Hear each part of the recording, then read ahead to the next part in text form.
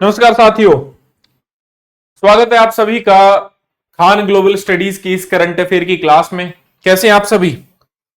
देखिए 2 से 4 मिनट अभी लगेंगे आपके जो लाइव जो आप कमेंट कर रहे हैं उन कमेंट्स को मैं देख पाऊंगा 3 से 4 मिनट में। ठीक है, तो इतने अपनी क्लास की जो है शुरुआत करते हैं। तो सबसे पहली बात तो ये कि कुछ दिन हमने इस क्लास को बेसिकली रखा था ट्यूसडे को। ठीक है, अब ये क्लास आपकी एवरी थर्सडे को हुआ करेगी, यानी कि बृहस्पतिवार को हुआ करेगी, और टाइम इसका यही रहेगा। ठीक है, अगर कुछ चेंजेस होते हैं तो प्रायर इंफॉर्मेशन आपके पास पहुंच जाएगी। ठीक है, तो करंट अफेयर की क्लास में हम वीकली करंट अफेयर को कवर करेंगे कि कौन कौन सी वीक में ऐसी न्यूज है, चाहे अगेन प्रीलिम्स की हो चाहे मेंस की हो, जहां से ये इंश्योर हो सके कि अपकमिंग प्रीलिम्स और मेंस में क्वेश्चन बन सकता है और जो हमारे सब्जेक्ट के हिसाब से रिलीवेंट भी साबित हो सके। तो ये सारी चीजें हम देखते हैं। आइदर आपका यूपीएससी हो, कोई भी सेगमेंट हो, आपका सिलेबस लगभग सबका सेम ही है। ठीक है, बहुत सारे बच्चे हमारे यहाँ ऑफलाइन वाले भी हैं, बहुत सारे ऑनलाइन वाले भी हैं। बल्क जो है आप देखोगे तो इस तरीके से आपका क्लासरूम चल रहा है। बहुत सारे ऑफलाइन वाले बच्चे भी हैं और बहुत सारे ऑनलाइन भी क्लासेस यहां पर चल रही हैं। ठीक है, तो चलिए एक एक करके कौन कौन से ऐसे टॉपिक हैं आज की इस क्लास में जो मुझे डिस्कस करने हैं। इससे पहले मैं आपको बता देता हूं कि मेरी जो वाईटी पर क्लास होती है, यानी कि जो मेरी यूट्यूब पर जो क्लास होती है, 6 बजे लाइव क्लास होती है, केजीएस आईएएस हिंदी के चैनल पर होती है। तो ज्यादा से ज्यादा बच्चे उस पर भी जुड़े, क्योंकि एक डेली करंट अफेयर है, वो तो है ही, जो डेली करंट अफेयर है वो तो है ही, इसके साथ साथ जो आपका वीकली करंट अफेयर मैं करा रहा हूं उसके टॉपिक डेली वाले करंट अफेयर से बिल्कुल अलग होंगे। तो अगर आप ये मान के चलिए कि अगर आप मेरी डेली क्लास यूट्यूब की कर रहे हैं, तो मेंस और प्रीलिम्स अगेन मैं वहां कराता हूं, और ये वाली जो वीकली क्लास कर रहे हैं, सो इनफ है ये क्लास। मतलब इनफ इन द सेंस कि अगेन आप अखबार वगैरह आपको पढ़ने चाहिए, आर्टिकल पढ़ने चाहिए, वो आपको फॉर द पूरी जर्नी जो है यूपीएससी की जर्नी में आपको हेल्प करने ही वाला है। ठीक है, चलिए कौन कौन से ऐसे आर्टिकल्स हैं जो हमें करने हैं। ठीक है, yes, good evening to all of you. Yes, good evening. अब मैं आपके कमेंट्स देख पा रहा हूं सबके। ठीक है, गुड इवनिंग, गुड इवनिंग। ठीक है, चलिए अब बहुत सारे बच्चे हैं। Yes good evening. चलिए एक बार एक कमेंट ले लेते हैं कुछ बच्चों के। Good evening, good evening. उसी टाइम पर ज्योग्राफी होता है। अच्छा देखो, जिनकी ज्योग्राफी की क्लास है इट्स ओके, जिनकी भी दूसरी क्लास है इट्स ओके, आप मेरी रिकॉर्डेड क्लास देख सकते हो, पीडीएफ मिल जाता है आपको, पीडीएफ आपको मिल जाता है। ठीक है, टेलीग्राम चैनल पर पीडीएफ आपको मिल जाता है हमेशा। ठीक है, चलिए सो कौन कौन से ऐसे प्रीलिम्स के टॉपिक है जो हमें डिस्कस करने। एक हमें वर्ल्ड गोल्ड काउंसिल के बारे में डिस्कस करना है, क्योंकि ओवरऑल आप देखोगे तो हमारा रिजर्व जो है गोल्ड का वो बढ़ा है। ये हमारे काफी न्यूज में था, इंडियन एक्सप्रेस से मैंने आर्टिकल उठाया है। और आप देखोगे तो वर्ल्ड गोल्ड काउंसिल के बारे में क्यों बताना है कि इस टाइप की ऑर्गेनाइजेशन के बारे में हमें पता होना चाहिए, क्योंकि हाल ही में एक ऑर्गेनाइजेशन के बारे में सन 2024 में क्वेश्चन पूछा गया प्रीलिम्स में, that is World Toilet Organization. IMF के बारे में सवाल पूछा जाता है, डब्ल्यूटीओ के बारे में सवाल पूछा जाता है, यूनाइटेड नेशन के बारे में सवाल पूछा जाता है। तो यहां पर केजीएस आईएएस का जो टेलीग्राम चैनल है वहां पर। ठीक है, ठीक है। अगेन अंटार्कटिका ट्रीटी के बारे में हमें पता करना है, क्योंकि उसका हाल ही में कोई एक मीटिंग हुई है, उस मीटिंग के बारे में हम देखेंगे। अंटार्कटिका ट्रीटी है क्या, क्या उसका एम है, वो सारे आर्टिकल्स जो है यहां पर मैंने पिन भी किए और साथ में उसको हाईलाइट भी किया है कि एक आर्टिकल में क्या क्या पढ़ा जा सकता है। ठीक है, फिर उसके बाद रणथंबोर नेशनल पार्क के बारे में हम जानेंगे। तो ये 3 ऐसे आर्टिकल है प्रीलिम्स के जिनको हमें डिस्कस करना है। ठीक है, फिर उसके बाद आते हैं मेंस के टॉपिक। भाई आज की इस क्लास में हम कौन कौन से मेंस के टॉपिक भी करेंगे। ठीक है, ठीक है। तो अगेन इस क्लास का पीडीएफ आपको जो भी आपकी क्लासेस चल रही हैं उसी क्लास में मिल जाएगा। ठीक है, आप साइड में नोट्स देखोगे, नोट्स आपको दिख ही रहा होगा। यस प्लीज टेक्निकल टीम, जैसे ही मेरी क्लास खत्म हो सबको इसका पीडीएफ जरूर प्रोवाइड कराएं। ठीक है, हो गया। चलिए रेफ्यूजी के बारे में हम बात करेंगे, यहां पर रेफ्यूजी के बारे में हम बात करेंगे, ओल्ड एज इश्यूज के बारे में हम यहां पर बात करेंगे। ठीक है, और रेलवे एक्सीडेंट्स के बारे में हम यहां पर बात करेंगे। ठीक है, रेलवे एक्सीडेंट्स के बारे में हम यहां पर बात करेंगे। तो 2 आर्टिकल ऐसे हैं जो हमें बेसिकली मेंस के टॉपिक के बारे में हम यहां पर बात करनी है। तो चलिए सबसे पहले हम बात करते हैं इस पहले आर्टिकल की, जो कि इंडियन एक्सप्रेस से मैंने उठाया हुआ जो आर्टिकल है। यह आर्टिकल क्या कहता है कि more central bank to increase gold reserve within 12 month says world gold council. तो वर्ल्ड गोल्ड काउंसिल यानी कि विश्व सोना जो परिषद है, स्वर्ण परिषद, उसका यह कहना है कि जितने भी सेंट्रल बैंक है, मोर सेंट्रल बैंक, जो जितने भी आपके ज्यादातर जो सेंट्रल बैंक है या केंद्रीय बैंक है, in case of India Bharat का केंद्रीय बैंक है आरबीआई, इनका जो है धीरे धीरे गोल्ड रिजर्व बढ़ता जा रहा है। काफी टाइम पहले जब चुनाव चल रहा था उससे पहले आपने सुना होगा कि धीरे धीरे आरबीआई जो है, धीरे धीरे आरबीआई अपना गोल्ड रिजर्व बढ़ा रहा है। तो चलिए इसके बारे में हम बात करते हैं, गोल्ड के बारे में। क्यों हमें बात करनी है? सिंपल सी बात है भैया, यूपीएससी ने सन 2023 में प्रीलिम्स में क्वेश्चन पूछा था गोल्ड के ऊपर कि स्विट्जरलैंड मूल्य के आधार पर स्वर्ण के अग्रणी निर्यातकों में से एक है। स्विट्जरलैंड के पास विश्व का दूसरा विशालतम स्वर्ण रिजर्व है, ठीक है। तो इसके बारे में यूपीएससी ने सवाल पूछा था इस तरीके का। चलिए 2023 का जो पैटर्न है उसी के आधार पर हम वर्ल्ड गोल्ड काउंसिल के बारे में पढ़ते हैं और वर्ल्ड गोल्ड के बारे में भी हम यहां पर पढ़ेंगे, ठीक है। पहला है कि एक ये देखो, जैसे वर्ल्ड टॉयलेट ऑर्गेनाइजेशन 2024 का पूछा है, एक संगठन के बारे में पूछा है, ऐसे यहां पर आप देखोगे तो वो भी एक एनजीओ था और ये भी एक एनजीओ। तो वर्ल्ड गोल्ड काउंसिल क्या है? एक एनजीओ है, यानी कि आपका नॉन गवर्नमेंटल ऑर्गेनाइजेशन है, यानी कि एक गैर लाभकारी संगठन है, ठीक है। गैर लाभकारी संगठन है, ठीक है। गैर लाभकारी आपका क्या है? संगठन है। यहां पर आप देख सकते हैं, 1 सेकेंड, एक क्या है? गैर नॉन प्रॉफिट ऑर्गेनाइजेशन है, ठीक है, नॉन प्रॉफिट ऑर्गेनाइजेशन है। इसके बाद हम बात करें तो ये क्या करता है? विपणन अनुसंधान के माध्यम से सोने की मांग को बढ़ाता है, ये इसका उद्देश्य है। उन बाजारों को कवर करता है जो वार्षिक सोने की खपत का लगभग 3/4 हिस्सा प्राप्त करते हैं। इसका जो हेडक्वार्टर है वो है लंदन में। हेडक्वार्टर भैया इसका कहां पर है? लंदन में है, ठीक है। भारत, चीन, सिंगापुर, जापान और संयुक्त राज्य अमेरिका, इस सब में इसका क्या है? ऑफिस भी है, कार्यालय भी है। तो बेसिक बेसिक बातें ये हैं कि भाई वर्ल्ड गोल्ड काउंसिल का हेडक्वार्टर कहां है, कब ये बेसिकली है क्या, इसका हेडक्वार्टर कहां पर है, या फिर इसका एम क्या है, ये हमें पता होना चाहिए, ठीक है। अब हम बात करते हैं सोने की। सोने यानी कि स्वर्ण की या फिर गोल्ड की, ठीक है। अगर हम सोने की बात करते हैं, गोल्ड की बात करते हैं, तो यहां पर देखिए 2022 में भारत ने $35.8 बिलियन का सोना आयात किया, जो विश्व में उसको पांचवा सबसे बड़ा आयातक बनाता है। तो नोट कर लेना। देखो नोट्स कैसे बनाने, सिंपल सी बात मैं बता देता हूं भाई साहब, जो भी मैं आपको बता रहा हूं, लाइक गोल्ड का एक टॉपिक बना दो, ठीक है। यहां पर पहला मैंने बताया है वर्ल्ड गोल्ड ऑर्गेनाइजेशन के बारे में, वर्ल्ड गोल्ड और काउंसिल के बारे में, इसके मेन पॉइंट यहां पर लिख लो। दूसरा मैंने इसी के अंतर्गत बता रहा हूं किसके बारे में? सोने के बारे में, गोल्ड के बारे में, तो गोल्ड लिख लो। अब इसमें मैंने बताया इंपोर्ट, तो इंडिया इंपोर्ट 5वें स्थान पर। बेसिक बेसिक चीजें यहां से नोट कर सकते हो, अदरवाइज पीडीएफ तो आपको मिलेगा ही। 5वें स्थान पर है आयातक के मामले में। भारत क्या है? 5वां सबसे बड़ा इंपोर्टर है, ठीक है। इसके बाद सबसे बड़ा जो आयातक है वो है स्विट्जरलैंड, ठीक है। यहां पर आपको दिख रहा होगा स्विट्जरलैंड। तो स्विट्जरलैंड पूरे विश्व में सबसे ज्यादा, तो पहले स्थान पर जो इंपोर्टर है वो है आपका स्विट्जरलैंड, ठीक है। स्विट्जरलैंड इज द जो है आपका सबसे ज्यादा क्या है? बेसिकली सबसे बड़ा आयातक है, largest importer in the world, ठीक है। ठीक है, गोल्ड का सबसे लार्जेस्ट इंपोर्टर स्विट्जरलैंड है, ठीक है। फिर बात आती है एक्सपोर्ट की, हिंदी में इसको कहते हैं निर्यात की, ठीक है। निर्यात की जब बात आती है बेटा, तो यहां पर कहते हैं कि जो स्विट्जरलैंड है वो पूरे विश्व में सबसे बड़ा निर्यातक भी है गोल्ड का और सबसे बड़ा आयातक भी है गोल्ड का। क्लास खत्म होने के बाद पीडीएफ मिलेगा, थोड़ा आराम से एक बार समझ लीजिए चीजों को, ठीक है।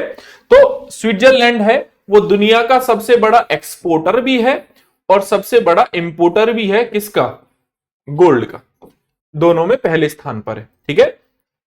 अब देखो लाइक आपको स्टेटमेंट कोई दे दे कि स्विट्जरलैंड पूरे विश्व में भारत का सबसे बड़ा आयातक भी है और निर्यातक भी है, तो ये स्टेटमेंट कहीं ना कहीं आप गलत कर दोगे। आपको लगेगा कि यार ये थोड़ा एक्सट्रीम स्टेटमेंट नहीं है, लेकिन ये करेक्ट स्टेटमेंट है, ठीक है, फैक्चुअली करेक्ट है। तो यूनाइटेड किंगडम दूसरा सबसे बड़ा सोने का निर्यातक है, मतलब सेकंड नंबर पे जो एक्सपोर्ट करता है वो है यूनाइटेड किंगडम, ठीक है। चलिए आगे बढ़ते हैं। टॉप 10 गोल्ड प्रोडक्शन, ठीक है, प्रोड्यूसिंग यानी कि उत्पादन कौन करता है, गोल्ड का सबसे ज्यादा उत्पादन कौन करता है? तो बेटा यहां पर जो पहला स्थान है वो मिल रहा है चाइना, सेकंड जो है Australia, third Russia, fourth Canada and fifth USA. ठीक है, तो ये जो है ये डेटा है, ये डेटा है अगेन अगेन आरबीआई का डेटा है, अगेन आपका वर्ल्ड गोल्ड काउंसिल का डेटा है। ठीक है, वहां से जो ऑथेंटिक डेटा है वो उठाया गया है। मोस्ट गोल्ड रिजर्व किसके पास है? तो अगर आप देखोगे तो यूएसए के पास है, सेकंड जर्मनी एंड थर्ड पे इटली है। ठीक है, चाइना के पास सिक्स्थ लार्जेस्ट गोल्ड रिजर्व है इन द वर्ल्ड, यानी कि रिजर्व जो आप देखोगे तो सबसे ज्यादा जो संचय है, संचय बोलते हैं इसको है ना हिंदी में, सबसे ज्यादा जो संचय है बेटा वो किसके पास है? यूएसए के पास है। लेकिन भारत की चाइना की बात करें तो China is on the sixth position and India is on the 9th position. Bharat का स्थान कौन सा संचय के मामले में? 9th, मतलब भारत के पास पूरे विश्व में 9वें स्थान पर सबसे ज्यादा गोल्ड है। ठीक है, सबसे ज्यादा गोल्ड है। ठीक है, अगेन ये सारी बातें आपको पता होनी चाहिए, आप इसको नोट कर सकते हैं, अदरवाइज इस क्वेश्चन का आप एग्जांपल दे सकते हैं। चलिए इस क्वेश्चन का आंसर दीजिए, इस क्वेश्चन का आंसर देंगे सभी, यस, इस क्वेश्चन का आंसर दीजिए, इस क्वेश्चन का आंसर दीजिए। मैं सभी से उम्मीद कर रहा हूं कि इस क्वेश्चन का आंसर मिलेगा, इस क्वेश्चन का आंसर मिलेगा, फटाफट इसका आंसर बताइए। सर हिंदी में बेटा क्या इसमें यूएसए को संयुक्त राज्य अमेरिका कहते हैं, जर्मनी को जर्मनी कहते हैं, इटली को इटली कहते हैं, चाइना का स्थान छठा है, इंडिया का स्थान 9वां है। इतनी बेसिक इंग्लिश भी नहीं आती तो बेटा बड़ी समस्या की बात है, क्योंकि फिर तो इंग्लिश कंपलसरी में कुछ बेहतर कर नहीं पाओगे लाइफ में। ठीक है, तो अगेन इतना तो पता होना चाहिए। बिल्कुल सही है, जिसने भी सी आंसर दिया है करेक्ट है बिल्कुल। देखो स्विट्जरलैंड दुनिया का सबसे बड़ा सोना निर्यातक है, आयातक भी है। ठीक है, एक्सपोर्टर भी है, इंपोर्टर भी है। भारत के पास 9वें स्थान पर है सबसे ज्यादा भंडारण। चीन दुनिया में सोने का उत्पादन करने वाला सबसे बड़ा देश है, ये वाली बात भी सही है। So all three are correct, so that's why the correct answer is C, the correct answer is C. ठीक है, करेक्ट आंसर इज सी। ठीक है, क्योंकि यहां पर प्रोडक्शन के मामले देखोगे तो यहां पर again China is on the first place. ठीक है, चलिए सेकंड टॉपिक, पहला टॉपिक हो गया, जी बता रहे हैं आंसर, जी ये कौन सा आंसर है भाई? चलिए सेकंड जो है ये अगेन द हिंदू से मैंने ये आर्टिकल उठाया है। इस आर्टिकल में आप देखोगे तो ये रणथंबोर जो नेशनल पार्क है जो कि राजस्थान में, so how many of you, yes how many of you, ठीक है, how many of you are from Rajasthan, please raise your hand. How many of you, आप लोगों में से कितने लोग ऐसे हैं जो राजस्थान से, बताइए। तो राजस्थान में एक रणथंबोर नेशनल पार्क है, जिसका भी गलत हो गया है, यहां जितनी गलती करनी है कर लो, कोशिश ये करना जब अटेम्प्ट दो तो गलती ना करो। ठीक है, कोशिश ये करना जितनी सिली मिस्टेक करनी है, जितनी प्रैक्टिस करनी है यहां कर लो। जब फाइनल रिजल्ट, जब फाइनली जब आप एग्जाम देने जाओगे तो भैया थोड़ा कोशिश करना कि कम सिली मिस्टेक करो, इसलिए प्रैक्टिस कराई जाती है यहां पर। तो ये जो है टाइगर जो है यहां पर इनको पानी देता हुआ, पानी पीता हुआ मिला और इन्होंने यहां की फोटो ली। एंड देन द हिंदू में क्या छपता है, in this photograph taken earlier this month a tiger drink water from a pond at Ranthambore national park. ठीक है, तो देखिए यूपीएससी के आप किससे जोड़ सकते हैं, आप इसको, आप इस न्यूज को जोड़ सकते हैं इन्वायरमेंट वाले सेक्शन से। ठीक है, इन्वायरमेंट वाले सेक्शन से, जो कि वैसे तो जीएस 3 में आता है। ठीक है, और ये अगेन प्रीलिम्स के लिए महत्वपूर्ण है। क्यों? क्योंकि नेशनल पार्क के बारे में यूपीएससी क्वेश्चन पूछता है, स्पीसीज के बारे में यूपीएससी क्वेश्चन पूछता है। देखिए स्पीसीज के बारे में क्वेश्चन पूछता है और नेशनल पार्क के बारे में क्वेश्चन पूछता है, यूपीएससी हमेशा क्वेश्चन पूछता है। लाइक इस बार 2024 का पेपर, यस 2024 का पेपर मैं नहीं जानता कितने लोगों ने यहां पर देखा है, कितने लोगों ने यहां पर नहीं देखा है, लेकिन मैं आपको बता देता हूं कि सन 2024 में अभी जो प्रीलिम्स हुआ है हाल ही में, उसमें फ्लाइंग फॉक्स के बारे में क्वेश्चन पूछा है, चीता और लायन को कंपैरिजन करके क्वेश्चन पूछा है। बहुत सारे क्वेश्चंस हमारे यहां पर पूछे हुए हैं। ठीक है, बहुत सारे क्वेश्चन यहां पर पूछे हुए हैं।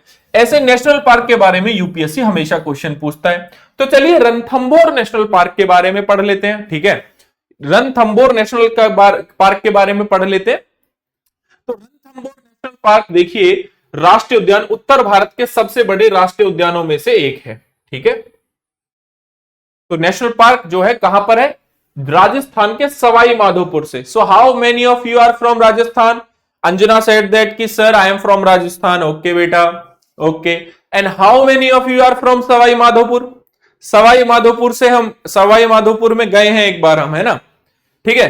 रणथंभौर राष्ट्रीय उद्यान की स्थापना भारत सरकार के द्वारा 1955 में की गई थी, ठीक है। अब कैसे की गई थी? सवाई माधोपुर खेल अभ्यारण्य के रूप में इसकी स्थापना की गई, ठीक है। 1973 में इसे प्रोजेक्ट टाइगर रिजर्व के तहत घोषित किया गया। टाइगर रिजर्व इसको घोषित किया गया, प्रोजेक्ट टाइगर रिजर्व के तहत एक टाइगर रिजर्व घोषित किया गया इसको 1973 में। आप सभी को पता है कि टाइगर रिजर्व, ठीक है। हाँ, एक बच्चा पूछ रहा है कि सर गोल्ड वाले टॉपिक को हम किससे कनेक्ट करें? अब देखो बच्चे क्लास डिस्टर्ब करते हो, पर ठीक है मैं बता देता हूं, कोई बात नहीं। आप इसको इकोनॉमी वाले सेगमेंट से कनेक्ट कर सकते हो, ठीक है, इकोनॉमी वाले सेगमेंट से। चलो वापस आते हैं। तो 1973 में देन इसको हमने जो है टाइगर रिजर्व बनाया। आप देखोगे 1980 में 1 नवंबर 1980 में इसको राष्ट्रीय उद्यान घोषित किया गया। तो पहले टाइगर रिजर्व, फिर इसको नेशनल पार्क बनाया गया। प्रोजेक्ट टाइगर जो है, अब आप मुझे बताओगे कि प्रोजेक्ट टाइगर किस नेशनल पार्क से शुरू हुआ था? प्रोजेक्ट टाइगर, मेरी जो लाइव क्लास में आते हैं तुरंत इसका आंसर दे देंगे। प्रोजेक्ट टाइगर किस टाइगर रिजर्व से, मतलब किस नेशनल पार्क से शुरू हुआ था?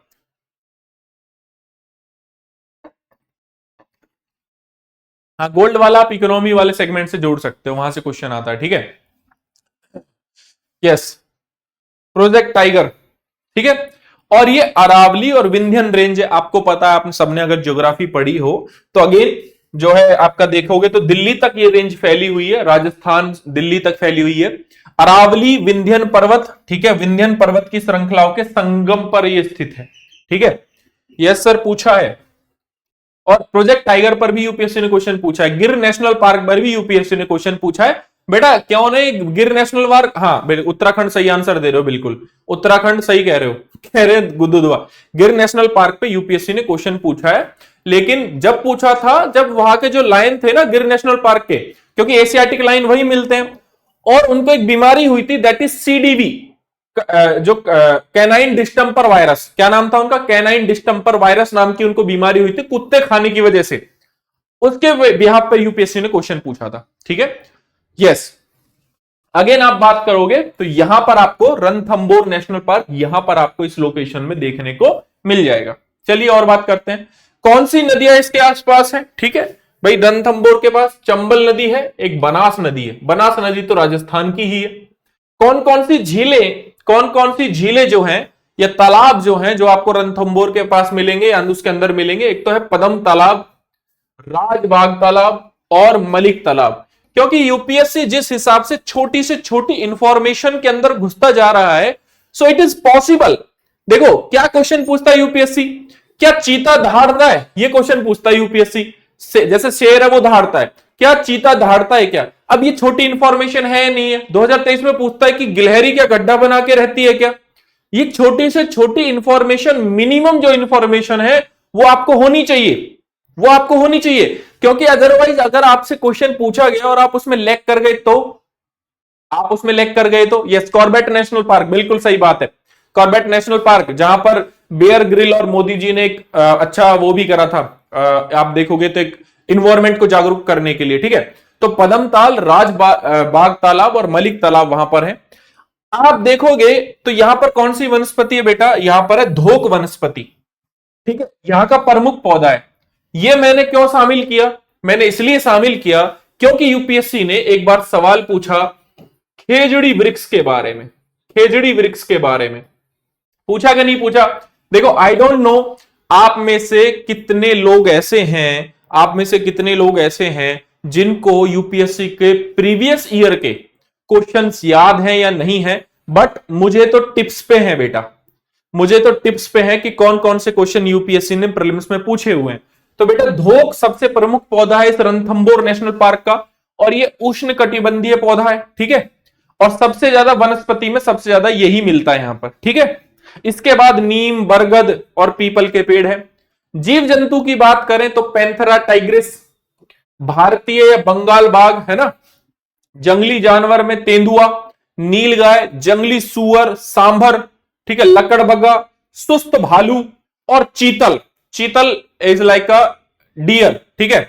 तो वो यहां पर देखने को मिलता है, तो ये जीव जंतु यहां पर देखने को मिलते हैं। तो ये चीज आपको याद रखनी है, ये चीज आपको याद रखनी है। तो चलिए एक छोटा सा होमवर्क मैं दे देता हूं, एक छोटा सा होमवर्क मैं दे देता हूं। आई होप सारे के सारे बच्चे नोट डाउन करेंगे, सारे के सारे बच्चे नोट डाउन करेंगे, ठीक है। एक तो क्या करना है, टाइगर के बारे में मुझे ये बताना है आप लोगों को नेक्स्ट क्लास में कि आईयूसीएन की किस कैटेगरी में शामिल है, ठीक है। टाइगर का देखो यूपीएससी का फेवरेट क्या हो चुका है अभी, यूपीएससी का फेवरेट हो चुका है कि मान लो कोई भी स्पीसीज है, उस स्पीसीज का बिहेवियर कैसा है, बिहेवियर कैसा है, ये यूपीएससी का फेवरेट हो चुका है, ठीक है।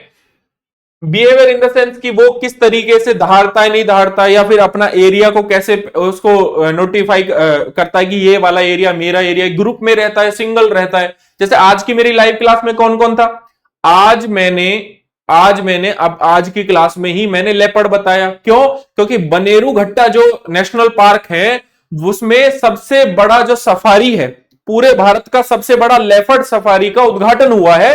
दैट्स वाई मैंने लेपर्ड के बारे में बताया। अब मिनिमम इंफॉर्मेशन में मैं वहां पर गया, मैंने बताया कि लेपर्ड दहाड़ता है, शेर की तरह लेपर्ड भी दहाड़ता है ना, लेपर्ड दहाड़ता है, ठीक है। और लेपर्ड ज्यादातर अकेला रहता है, लेपर्ड ज्यादातर अकेला रहता है। आमतौर पर लेपर्ड रात में शिकार करता है, दिन में भी करता है ऐसी बात नहीं है, लेकिन आमतौर पर रात में भी करता है, यूजुअली रात में शिकार करता है, ठीक है। तो छोटी छोटी बातें मैंने आपको वहां पर बताई। आईयूसीएन की सुभेद कैटेगरी में या सुभेद श्रेणी में है, वल्नरेबल कैटेगरी में है, ठीक है। ये सारी चीजें मैंने वहां पर आपको बताई।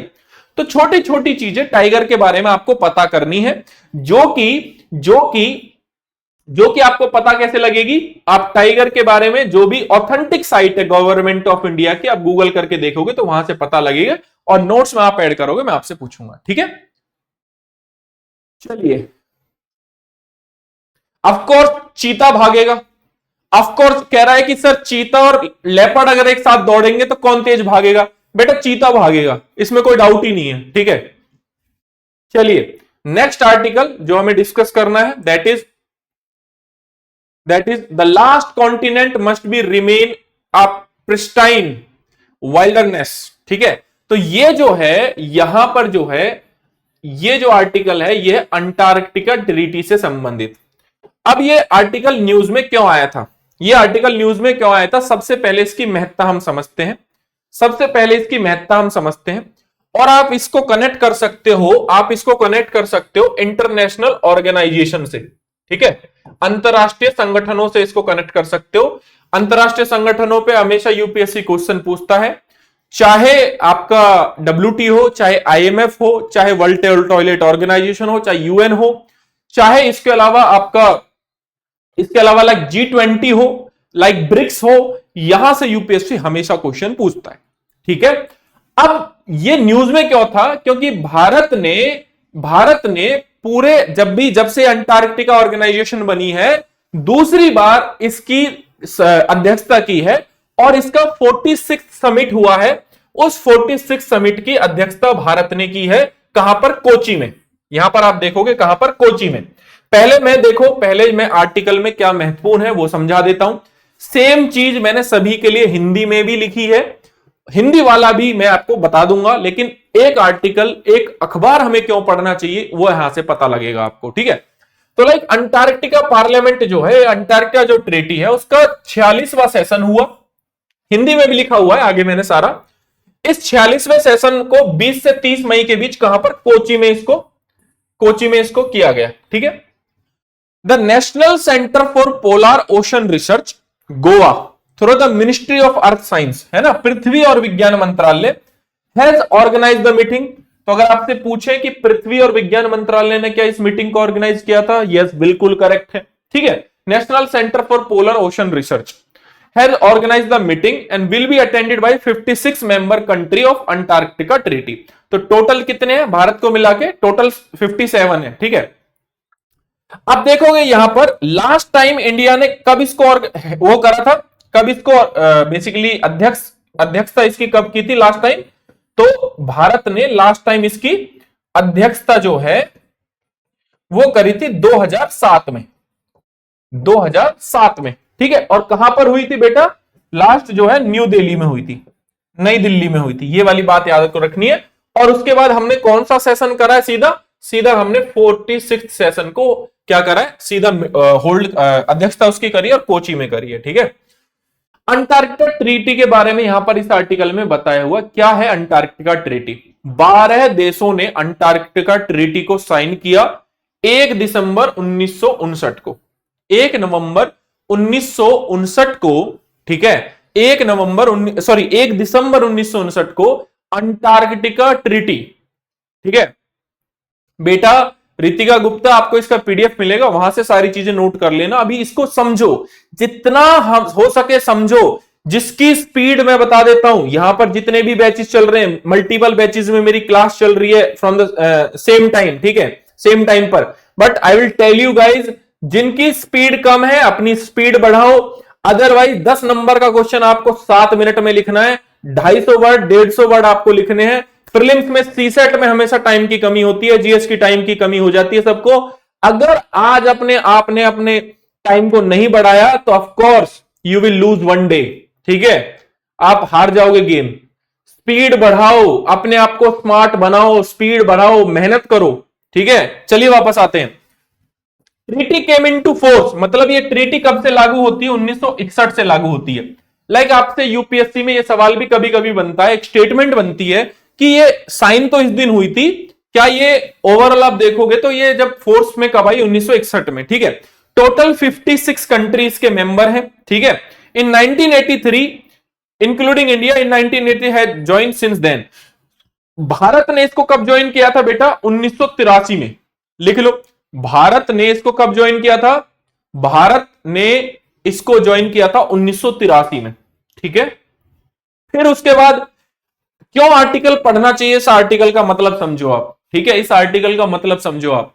India has undertaken scientific research in Antarctica, जो अंटार्कटिका में जो वैज्ञानिक खोज होती है वो करी इन्होंने शुरू 1981। India has undertaken for the first Antarctica research station, हमने खोला गंगोत्री। देखो यहां पर हमारा पहला रिसर्च स्टेशन था अंटार्कटिका में, गंगोत्री 1983 में, ठीक है। फिर उसके बाद मैत्री और फिर भारती। यूपीएससी ने इस पर सवाल पूछा हुआ है भाई प्रीलिम्स में, ठीक है।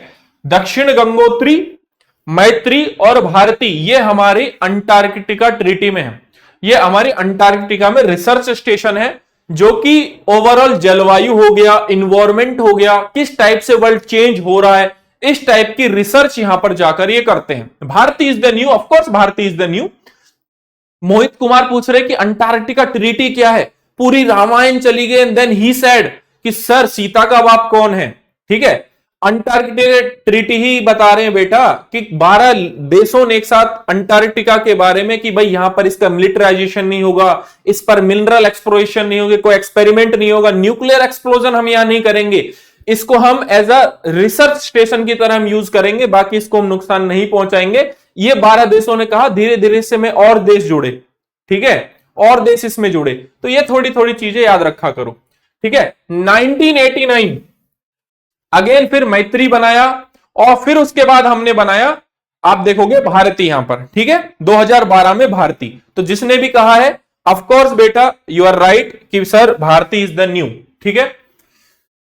चलिए अब देखते हैं इसके एम की बात करते हैं। तो देखो इसमें कोई भी मिलिट्री यूज नहीं होगा भाई, क्या है देखो लिखा हुआ है, कोई भी मिलिट्री यूज नहीं होगा अंटार्कटिका में, कोई भी न्यूक्लियर एक्सप्लोजन नहीं होगा अंटार्कटिका में, ठीक है। न्यूक्लियर फ्री जोन है क्योंकि हमें इसे बचा के रखना है, बर्फ की पूरी चादर है ये भी धीरे धीरे पिघल रही है, ठीक है, ये भी धीरे धीरे पिघल रही है, ठीक है।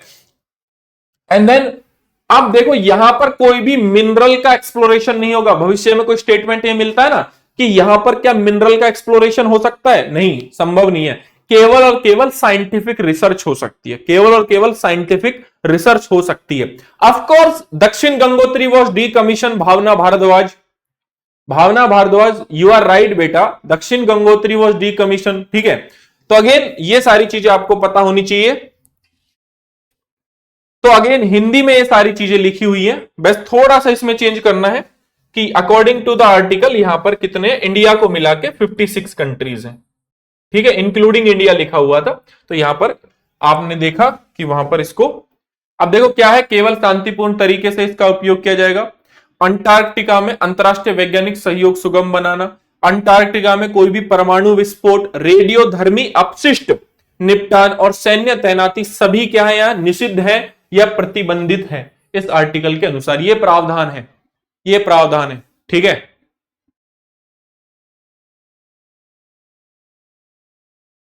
देखिए इंग्लिश, देखो फिर अंटार्कटिका संधि, ठीक है। अब देखो 60 डिग्री पर है, आप सभी को पता है 60 डिग्री अक्षांश के दक्षिण में स्थित सभी भूमि बर्फ की जो परतें हैं, ठीक है। अब 12 देशों ने 1 दिसंबर 1959, याद होगा सबको। चलिए इस क्वेश्चन का आंसर दीजिए बेटा, याद रखना मैंने पूछा है कि कितने कथन असत्य हैं। चलिए इस क्वेश्चन का फटाफट आंसर दीजिए, फटाफट answer. Hindi newspaper is the best, Shivam Kumar ज्ञान दे रहे हैं। Yes, Hindi newspaper is the best, किसने कहा शिवम कुमार, किसने कहा शिवम कुमार? सौम्या शर्मा, विशाल शर्मा, हु सेड,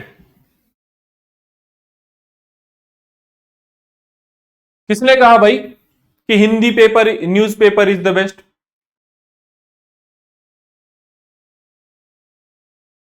देखो करंट अफेयर की क्लास में एक चीज मैं बहुत क्लियर कर देता हूं, करंट अफेयर जो है भारत में अभी तक ऐसा कोई हिंदी न्यूज़पेपर नहीं आया है जो डायरेक्टली आपको करंट अफेयर में मदद करे। इसलिए कोशिश ये करो, इंडियन एक्सप्रेस उठा लो या द हिंदू उठा लो, धीरे, 1 महीने कुछ समझ में नहीं आएगा, 2 महीने मान लो समझ में नहीं आएगा, मैं कह रहा हूं 3 महीने नहीं समझ में आएगा, चौथे महीने से आपको आर्टिकल समझ में आने लग जाएंगे। इसलिए थोड़ा सा ध्यान रखो चीजों का, ऐसे नहीं हवा में कुछ नहीं कहना है कि हिंदी वाला पढ़ लो। क्या है भाई उसमें, कौन सा ऐसा आर्टिकल आता है जो आपको एनालिसिस करके देता है अच्छे से, है ना? कौन सा आर्टिकल इन डिटेल? देखो अगेन आपको द हिंदू या इंडियन एक्सप्रेस में से कुछ उठाना पड़ेगा।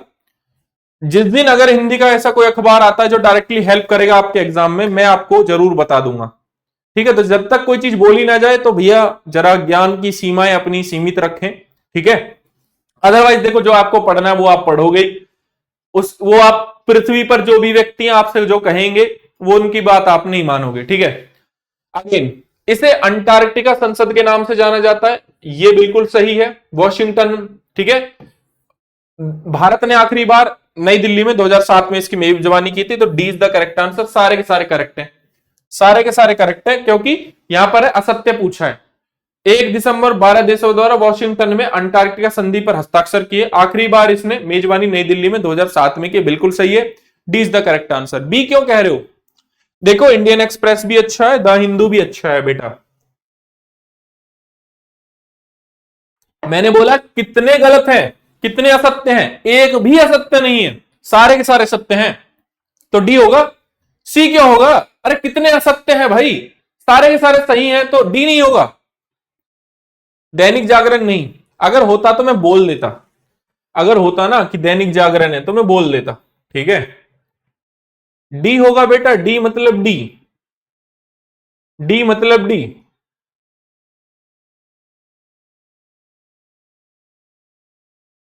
तो बेटा मैंने क्वेश्चन क्या पूछा, भारत ने आखिरी बार अंटार्कटिका संदर्भ की मेजबानी नई दिल्ली 2007 में की थी क्या?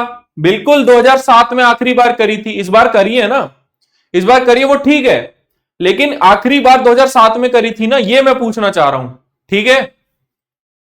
इसलिए यस आखिरी बार 2007 में इसकी जो अध्यक्षता भारत ने करी थी, इसलिए इसका आंसर हो जाएगा आपका थर्ड भी सही है, ठीक है, कंफ्यूज ना हो।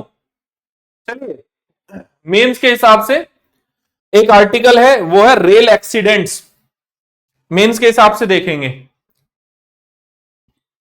जनसत्ता पढ़ना है तो पढ़िए, देखो आपकी इच्छा है, मैं तो दोबारा देखो एक बार बहुत क्लियरली कह देता हूं, बहुत क्लियरली कहता हूं, दोबारा कह देता हूं, देखो जितने भी बच्चे हैं, मैं बहुत क्लियरली कह रहा हूं, इंडियन एक्सप्रेस, द हिंदू, अभी कोई ऐसा हिंदी अखबार नहीं है जो आपकी हेल्प करे सीधा एग्जाम में।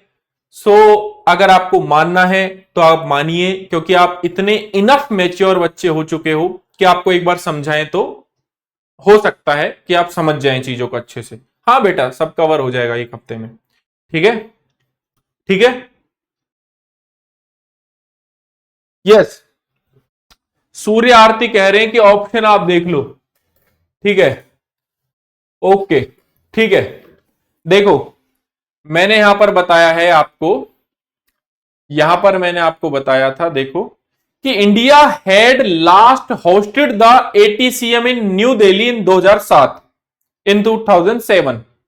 ठीक है, वही एग्जैक्टली मैंने यहां पर पूछा हुआ है कि क्या इसकी लास्ट बार जो अध्यक्षता है, आखिरी बार जो अध्यक्षता है, ठीक है, ठीक है, तो अगर आप ये कहना चाह रहे हो कि इस आखिरी बार की जगह सर हम, अगर हम लिख दें कि पहली बार अध्यक्षता 2007 में की थी, तो ये स्टेटमेंट सही हो जाता है। ये है आपका डाउट, ये है आपका डाउट, आपका डाउट ये है, मुझे पता है कि भारत ने इसकी जो अध्यक्षता है वो पहली बार 2007 में की थी, तो सर ये स्टेटमेंट हो रहा है सही, क्योंकि इस बार हमने इसको किया है तो हमें लग रहा है कि भाई ये वाला स्टेटमेंट ऐसे हो जाएगा। ठीक है, ठीक है, समझ गया मैं आपकी बात। ठीक है, लेकिन अकॉर्डिंग टू दिस कि भाई हमने बताया है ना यहां पे, लास्ट टाइम हमने ऐसा किया था, अब जिसको जैसा मानना है मान सकता है, एट द एंड आपको यस। अब ट्रेन एक्सीडेंट के बारे में पढ़ते हैं। देखो आपको पता है बेटा, बालासोर में बड़ी घटना हुई, बालासोर में बड़ी घटना हुई, दो ट्रेन आपस में टकरा गई, एक दो डब्बे दूसरे एक डब्बे दूसरे डब्बे के ऊपर चढ़ गए। अब देखोगे वहां पर 100 लोगों की मृत्यु भी होगी, ज्यादा हुई थी खैर। अब आप देखोगे दोबारा ऐसा हुआ है कि 9 किल्ड 40 इंजर्ड, और ये धीरे धीरे संख्या बढ़ी है, 39 तक पहुंची।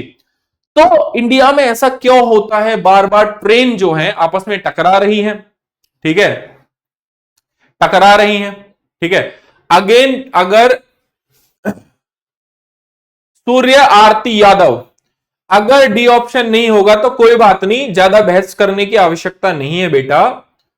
अगर आपको लग रहा है कि डी नहीं होगा तो कोई बात नहीं, ये जस्ट एक प्रैक्टिस सेशन है। ठीक है, आपके अकॉर्डिंग जो होगा आप वो मान सकते हैं, एक प्रैक्टिस सेशन है, इसमें कोई घबराने वाली परेशान होने वाली बात नहीं है। ठीक है, और हमें हरा के आप क्या करोगे, क्या पाओगे। ठीक है, तो अगेन आपको लग रहा है कि चलो ये प्रैक्टिस सेशन है, जस्ट प्रैक्टिस के लिए क्वेश्चन है, एक एक वर्ड में आप अगर ऐसा करें, हाँ फाइनली अगर यूपीएससी का एग्जाम होता तो वहां हम बात कर सकते थे। ठीक है, चलिए मेंस के टॉपिक पे आते हैं। इट्स ओके बेटा, ठीक है। तो अच्छा आर्टिकल है, अगेन इंडियन एक्सप्रेस का ये आर्टिकल है, और इस आर्टिकल में बहुत सारी चीजों पर बात की हुई है, इन डिटेल में चर्चा करूंगा।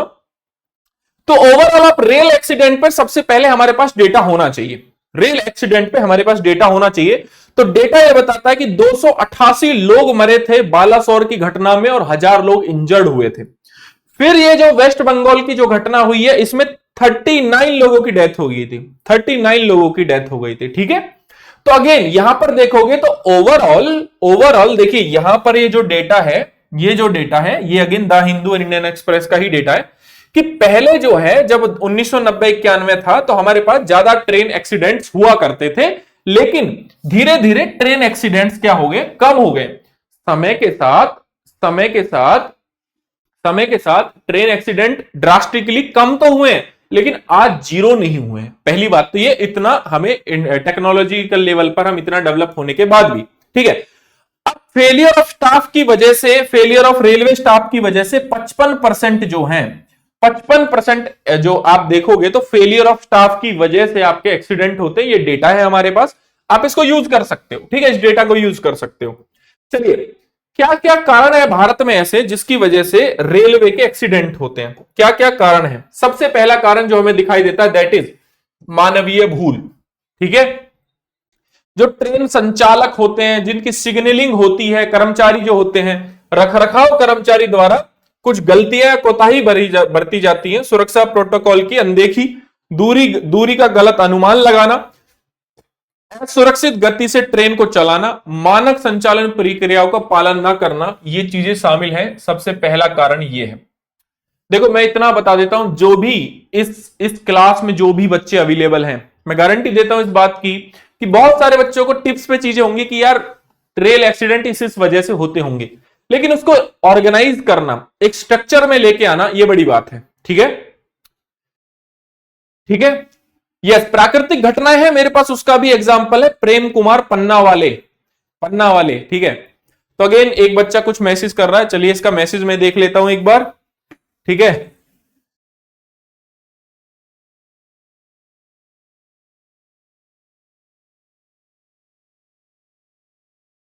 ठीक है, चलिए चलिए चलिए, ठीक है। सिग्नल की विफलताओं की वजह से भी दुर्घटना अपर्याप्त या खराब सिग्नल सिस्टम की वजह से भी होती है। ठीक, इसके अलावा लेवल क्रॉसिंग पर भी दुर्घटना होती है। आपको पता है कि हाथी आ गया, गाय आ गई, दो लोग ट्रेन में जो है कट के मर गए, ऐसा आपको देखने को मिला होगा भारत में।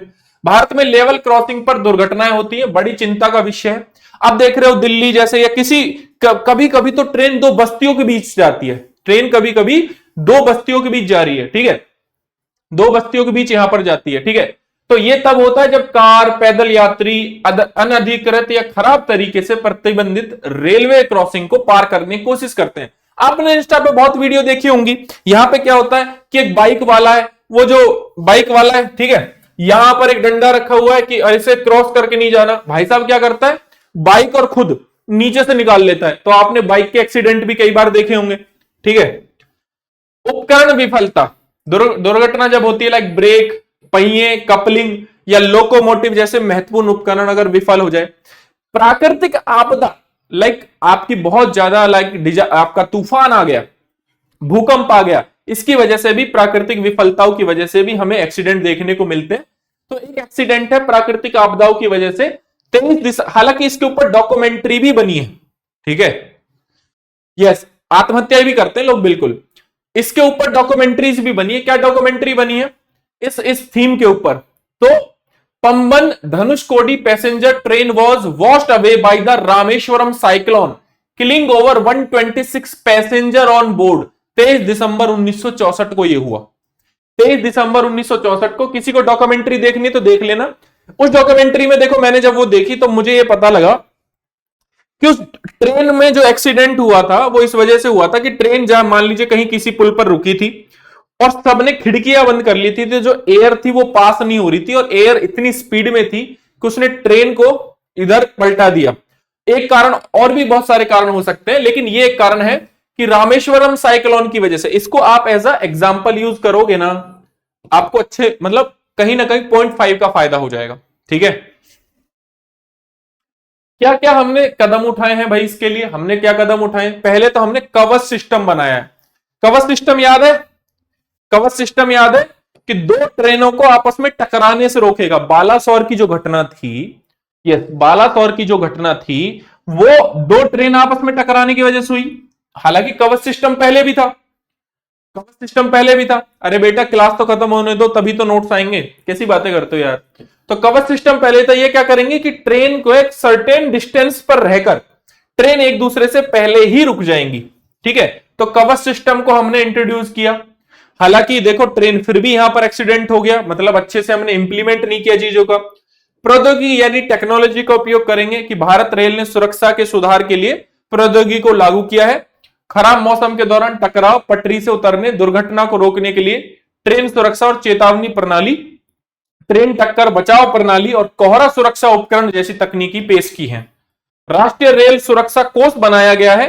सुरक्षा परिसंपत्तियों के प्रतिस्थापन, नवीकरण और उन्नयन के लिए राष्ट्रीय रेल सुरक्षा कोष बनाया गया है। यह आपका एग्जाम्पल हो गया उसका। निगरानी सुरक्षा, आपातकालीन प्रतिक्रिया प्रणाली क्या होगी? जो है LHB डिजाइन कोच जो है आपके बनाए गए हैं। ठीक है, जर्मन तकनीक आधारित जो है कोच आपके होंगे। ठीक है, अग्निरोधक सामग्री होगी उसमें। ठीक है, अब देखिए एक बात बताइए आप मुझे, बहुत सारे स्टेशन पर आप जानते हैं तो कभी कभी ना एक साइड पे ट्रेन भी खड़ी होती है। ठीक है, वो ट्रेन कुछ स्पेशल पर्पज के लिए बनाती है। ठीक है, वो स्पेशल पर्पज के लिए बनाती है। ठीक है, बनाई जाती है। तो आप जब भी आपसे मेंस का मान लो कोई क्वेश्चन पूछा जा रहा है, देखो बनेगा तो सही, रेलवे एक्सीडेंट पे कुछ ना कुछ तो बनेगा ही। ठीक है, अगेन कुछ ना कुछ आपको क्या करेगा, जब क्वेश्चन बनेगा तो आप इन एग्जांपल्स का यूज करके आराम से उसका उत्तर दे सकते हो। चलिए, जो सेकंड आर्टिकल है, क्वेश्चन आप इसको ये कर सकते हो कि एक घर पे प्रयास कर सकते हो। एक क्वेश्चन का जो मैं एक प्रैक्टिस क्वेश्चन आपको दे देता हूं कि क्या कारण है रेलवे दुर्घटना का कम करने के लिए रेलवे द्वारा किन किन प्रयासों क्या क्या प्रयास किए उस पर प्रकाश डालें। ठीक है, what are the primary cause of the train accident in India and highlight the railway numerous attempt for reducing the accident. ठीक है, आप ये क्वेश्चन अपने घर पर, ठीक है, ये क्वेश्चन जो है अपने घर पर सॉल्व कर सकते हो या लिख सकते हो और 250 वर्ड्स में इसको लिख सकते हो। ठीक है, सेकंड आर्टिकल जो जिस पे हमें बात करनी है, अगेन देखिए द हिंदू का आर्टिकल है, द हिंदू के एडिटोरियल पेज पे था ये, एडिटोरियल पेज पे था ये, और लगातार इंडियन एक्सप्रेस ने भी इसे कवर किया था, इंडियन एक्सप्रेस ने भी इसे कवर किया था। तो ये जो आर्टिकल है ये हमारे देश में, ठीक है, ये जो आर्टिकल है ये हमारे देश में वो लोग जो धीरे धीरे क्या है वृद्ध अवस्था की ओर बढ़ रहे हैं, उनकी सुभेद्यता की ओर की बात करता है, और बहुत सारे जो ओल्डर मैन या ओल्ड एज से संबंधित जो इश्यूज हैं उन इश्यूज पर यह बात करता है। तो आप इसको कनेक्ट कर सकते हो सोसाइटी से, ठीक है, भारतीय समाज से आप इसको कनेक्ट कर सकते हो। ठीक है, भारतीय समाज से आप इसको कनेक्ट कर सकते हो। मेंस का टॉपिक है, मेंस का टॉपिक है, फिर डिस्कस करते हैं इसको 1 बाय 1 करके। बहुत सारी चीजें इस आर्टिकल में है और बहुत सारी चीजें, मतलब ओवरऑल जितने भी ओल्ड एज से संबंधित समस्या हैं आज वो सारी की सारी खत्म हो जाएंगी। मतलब खत्म इन द सेंस कि कभी मेंस में क्वेश्चन आया तो आप आराम से उसको अटेम्प्ट करोगे। क्यों? क्योंकि सबसे पहले मैं डेटा की बात करने वाला हूं, डेटा की बात करने वाला हूं। पूरे विश्व में अभी हम कहते हैं कि हमारे पास सबसे ज्यादा एडिटोरियल पेज नहीं, मोहिनी तिवारी कह रही है एडिटोरियल पेज क्या होता है। चलिए छोड़िए, यस प्लीज आप यहां पर आइए। ठीक है, तो an ageing India the magnitude and the multitude. So overall पहले डेटा की बात करते हैं। भारत के पास सबसे ज्यादा जनसांख्यिकी लाभांश है, भारत के पास सबसे ज्यादा जनसांख्यिकी लाभांश वर्तमान में है। ठीक है, जनसांख्यिकी लाभांश का मतलब कि ज्यादातर हमारे पास डेमोग्राफिक डिविडेंड मींस कि हमारे पास कार्यशील जो जनसंख्या है यानी कि वर्कफोर्स जो है वो हमारे पास है। ठीक है,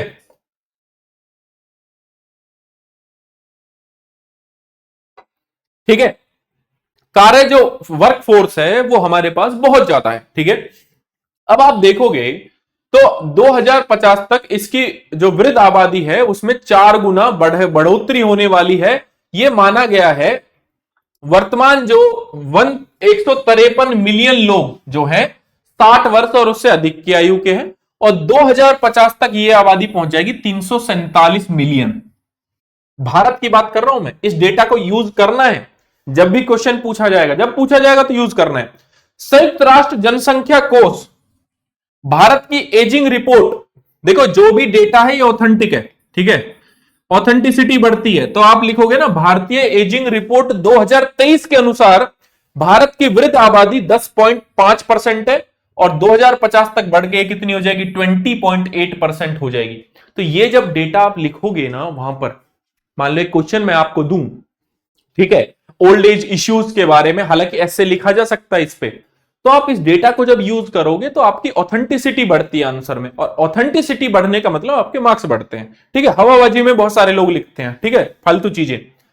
60 वर्ष या उससे अधिक की आयु 14.9 करोड़ से बढ़कर 34 करोड़ की वृद्धि को दर्शाता है। ठीक है, राष्ट्रीय जनसंख्या आयोग की रिपोर्ट ने इसे 41% पर रखा है। 2050 तक 20% से अधिक अपेक्षित वृद्धि शामिल है। ठीक है, अगर हम देखें तो यहां पर जो वृद्ध महिलाएं हैं वो ज्यादा है। ठीक है, 6% वरिष्ठ पुरुष और 9% वृद्ध महिलाएं अकेली रहती हैं।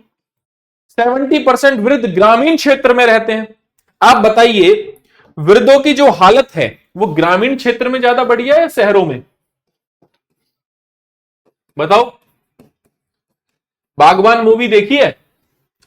बागबान मूवी जिसपे काफी चर्चाएं चलती रहती, बागबान मूवी आपने देखी होगी। और इसके अलावा भूतनाथ मूवी आपने देखी है? भूतनाथ मूवी जिसमें एक बच्चे को पढ़ाते हैं अच्छे से, उस बच्चे की परवरिश करते हैं, फिर बच्चा यूएसए चला जाता है अपने बूढ़े माँ बाप को छोड़ के, और आप देखोगे कि एट द एंड उसकी मृत्यु हो जाती है।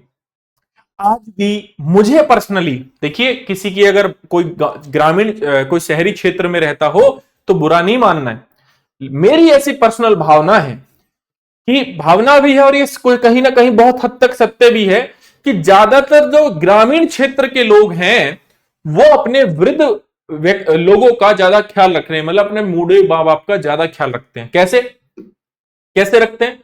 देखो, अगर वो ध्यान भी नहीं रखे ना तो उनके ऊपर सामाजिक प्रेशर होता है। आप लोग जितने भी लोग ग्रामीण क्षेत्र से हैं, क्या आपके माँ बाप के ऊपर एक ग्रामीण प्रेशर नहीं है कि अरे भाई साहब तुम तो सरपंच का इलेक्शन लड़ रहे हो? अपने माँ बाप को देखा है कभी? कपड़े तो दिला दो उनको, उनकी अच्छे से सेवा तो कर लो। तो गांव की जो औरतें होती हैं, गांव के जो बुजुर्ग होते हैं, गांव के जो एक समाज होता है, वो क्या करता है? हमेशा प्रेशर बना के रखता है कि तुम हमारे सामने तो कितने अकड़ के चल रहे हो, चौधरी बन के चल रहे हो, लेकिन तुमसे अपने माँ बाप की सेवा नहीं हो जाती। तो जब भी आपस में उनकी बहस होती है ना, कह देते हैं उस बात को, ये कह देते हैं इस बात को, ये यस और नो कह देते कि नहीं कहते? अब पड़ोसी लोग सुनाते हैं तो क्या होता है कि अगर कोई व्यक्ति सेवा भी ना करना चाहे तो भी प्रेशर में आके सेवा करता है। और लोग जुड़े होते हैं ज्यादा, लाइक अगर हम देखें तो जब मैं बड़ा हुआ, जब आप लोग बड़े हुए, आई डोंट नो कि आपके जो ग्रैंडफादर हैं, ठीक है, आपके जो दादाजी हैं वो है या नहीं, लेकिन जब मैं बड़ा हुआ तो मैं तो अपने दादाजी के साथ अच्छे से पला बड़ा। उन्होंने मुझे बहुत सारी चीजें सिखाई लाइफ में, मैं ज्यादातर उनके साथ रहा। एट द एंड उनकी डेथ हुई तो आप यकीन नहीं करेंगे, उनकी जो डेथ है वो मेरे हाथों में हुई। मतलब उनकी जो एज थी वो, मतलब आई थिंक जब उनकी डेथ हुई तो वो 98 के राउंड थे, ठीक है। तो अगेन वो 98 के राउंड थे, तो देन हम उनको लेके जा रहे थे, तो अगेन यहां पर, ठीक है, ये अगेन यहां मेरे हाथों में उनकी डेथ हुई। तो मुझे ऐसा लगा कि काफी टाइम से मैं उनकी सेवा कर रहा था, मेरे पापा उनकी सेवा कर रहे थे, मेरी मम्मी उनकी सेवा कर रही थी, तो मुझे ऐसा लगा कहीं ना कहीं किसी ने मेरा बच्चा छीन लिया हो मुझसे, ठीक है, ऐसा लगा, ऐसी फीलिंग आई। और बहुत याद आती है, आज भी बहुत याद आती है। अलग लेवल पे जुड़ाव होता है दादा दादी से, सब प्रेम करते हैं दादा दादी से, ठीक है। तो शहरों में आप देखोगे, मैं आपको इतने सारे एग्जांपल्स दे सकता हूं कि बहुत सारे जो अमीर घरों के माँ बाप हैं, मतलब वो माँ बाप जिन्होंने अपने बेटे को मजदूरी करके एक बड़ा आदमी बनाया, और जब वो बड़ा आदमी बन गया तो जब उसके घर कुछ बड़े लोग आते हैं तो वो अपने माँ बाप से इंट्रोड्यूस कराने में क्या होता है, शर्म आती है उसको, ठीक है, क्योंकि स्टैंडर्ड उसका ऊंचा हो गया है। अरे कमबख्त, तुम्हारा स्टैंडर्ड किसने ऊंचा किया? तुम्हारे माँ बाप ने किया ना, ठीक है, माँ बाप ने किया ना तुम्हारा स्टैंडर्ड। इसलिए जीवन में कुछ बनो ना बनो, एटलीस्ट अपने माँ बाप की, अपने जो दादा दादी हैं उनके साथ जो भी जीवन जी रहे हो उनकी बेहतर सेवा करो, क्योंकि एक बार हाथ से कुछ छूटेगा ना आपको, फिर बड़ी समस्या होने वाली है, बहुत याद आने वाली है। और याद रखना, पछतावा तभी होता है, या कुछ चीजें तभी होती हैं जब हाथ से निकल जाता है, और हाथ से जब चीजें छूटती हैं तो फिर समझ में नहीं आता है। तो ये सारी चीजें हैं जो आपको याद रखनी है, अपने माँ बाप की अच्छे से सेवा करनी है। यूपीएससी, यूपीपीसीएस या कोई भी एग्जाम निकालना एक हमारा जीवन का एक लक्ष्य हो सकता है, वो ठीक है, जो हम पालेंगे एक समय के बाद, लेकिन एक बेहतर इंसान भी तो बनना है, ओवरऑल अपना कैरेक्टर भी तो डेवलप करना है। याद रखना, अगर आप कल को आप वृद्धाश्रम में किसी को छोड़ के आए ना, तो आपका बच्चा भी आपको वृद्धाश्रम में छोड़ के आएगा, लिख के रख लो, ठीक है। तो जो भी आसपास इन्वायरमेंट में आप देखते हो वही वहां पर होता है। तो ये सारा का सारा डेटा वेल्डरी से रिलेटेड। चलिए अब देखते हैं क्या क्या समस्याएं हैं। सब समस्या आपके सामने, एक एक समस्या आपके सामने वृद्धों से संबंधित। वयस्कों के काम पर जाने, बच्चों के स्कूल पर जाने पर बुजुर्गों की देखभाल करने वाला कोई नहीं रहता है। गांव में क्या है, संयुक्त परिवार होता है, भर भर के लोग होते हैं परिवारों में, भर भर के लोग होते हैं। तो भैया चाचा नहीं है तो ताऊ है, ताऊ नहीं है तो ताऊ का भी कोई भाई है, कोई ना कोई अवेलेबल होता है, गांव में मन लगा रहता है। अगर कोई भी नहीं है तो आसपास चौपाल में जाके पत्ते बजाने लगते हैं, बड़े बूढ़े लोग एक साथ बैठे रखते हैं। Like basically I am from Haryana, तो यहां पर आप देखोगे तो यहां पर एक एक साथ बैठ के सब हुक्का बजाने लगते हैं कि चलिए हुक्का पीते हैं, ठीक है। पड़ोसियों के बीच संबंध नहीं होता। ग्रामीण इलाकों में देखोगे तो पड़ोसियों में अच्छे संबंध है, आज इनका बेटा नहीं है तो चलो भाई इनको खाना दे दो, इनकी देखभाल कर लो, ठीक है। शहरी क्षेत्रों में अकेलापन बहुत ज्यादा है कि मतलब अपने कमरे में बंद रहिए, बात खत्म, ठीक है। अपने कमरे पर रहिए, बात खत्म। वित्तीय बाधाओं के कारण वो अपनी रचनात्मक रुचियों में आगे नहीं बढ़ पाते हैं। ये जो शहर में रहते हैं ना, जहां लाइक मैं दिल्ली में जैसे रहता हूं, ये सुबह सुबह में जैसे पार्क घूमने जाता हूं, नकली हंसी हंसते हैं लोग। मतलब हंसी इतनी ज्यादा महत्वपूर्ण है, खुश रहना इतना ज्यादा महत्वपूर्ण है, सुबह सुबह योगा के टाइम नकली हंसी हंसते हैं। और गांव में ये सुबह उठो 4 लोगों से मिलो, वैसे ही पता लग जाता है, ज्वाइंट फैमिली, ठीक है। परिवार के सदस्यों की उपेक्षा के कारण कई लोग बच्चों के साथ रहने की बजाय day care centre, home, nursing home में रहना पसंद करते हैं। देखो बच्चे जो होते हैं, छोटे छोटे बच्चे जो होते हैं, वो तो दादा दादी के लिए एकदम खिलौने की तरह होते हैं। अब ये लोग क्या करते हैं, इनकी बजाय नर्सिंग होम में रखे आते हैं, इनकी जगह नर्सिंग होम में जाके बच्चों को छोड़ आते हैं। तो फिर कैसे वो अपना टाइम बिताएं। और सबसे ज्यादा दुर्गति जो देखी है वो भारतीय समाज में बुजुर्ग महिलाओं की। आपने अक्सर देखा होगा, किसी ने अपने मां बाप को मारा है, किसी ने अपने मां बाप को बेल से बांध रखा है, खाट से बांध रखा है, ऐसी प्रवृत्ति हमें देखने को मिली है।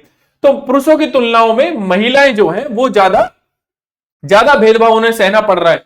80 वर्ष से अधिक की आयु की महिलाओं की स्थिति विधवापन जो है उनके मतलब हावी होता है वहां पर। और 71% महिलाएं और केवल 29% पुरुष जीवन साथी को खो देते हैं, ठीक है। फिर उसके बाद आर्थिक समस्या, बेटे पेंशन के अलावा क्या मिलता है उनको, उतने में काम चलता है क्या, 2-3 हजार 4 हजार में काम चलता है क्या, ठीक है। यस, तो अगेन ऑफकोर्स क्लास का प्रॉपर शेड्यूल है हर्षित झा, ठीक है। पढ़ने पे ध्यान दीजिए, सिविल सर्विसेज की तैयारी कर रहे हैं आप, तो ऐसा नहीं है कि 1 घंटे पढ़ के 1.5 घंटे पढ़ के खुश हो जाएंगे। जब तक क्लास चलेगी तो चलेगी, ठीक है, यहां ध्यान दो। कम आय या गरीबी को बुजुर्ग के साथ दुर्व्यवहार से जोड़ा जाता है। कम आर्थिक संसाधन के साथ दुर्व्यवहार के लिए प्रासंगिक और पारिस्थितिक जन्य तनाव के कारण उजागर किया।